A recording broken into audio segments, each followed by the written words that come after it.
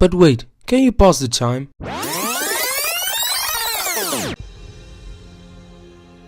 To answer this question, you need to learn the nature of time. So what is time? Time is an event which is actually hard to explain. Even great physicists agree that time is one of the most difficult properties of our universe to understand. Sometimes time is faster on one place but slower on other places, which is caused by the mass and size of an object. Look at the black hole. It has a really large mass. For example, if you spend 7 years close to a black hole, you will pass around 500 years on Earth. It depends on the mass and the size of the black hole. For example, in Giza, Egypt, the time is slower where the pyramids are, and in the Netherlands is the time faster because the mass affects the time. The more mass there is, the slower the time. Another example is for every second that passes on your clock, 0.99999999674 seconds will have passed on the ISS clock. To get a sense of how small that is, if you put two synchronized perfect clocks in those places, it will take 98 years for the ISS clock to be 1 full second behind.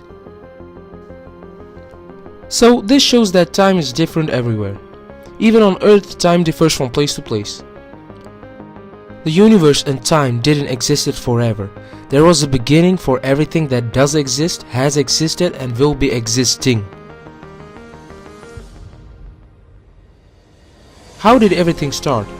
About 13.7 billion years ago, the universe sprang into existence as singularity. This event is known as a Big Bang. If you want to answer the main question of this video, we have to explain about absolute zero. Absolute zero is the temperature at which all motion in matter stops, which is minus 273.15 degrees Celsius. So you can theoretically stop the time of an object by stopping its motion. But to stop the time in reality, it's impossible.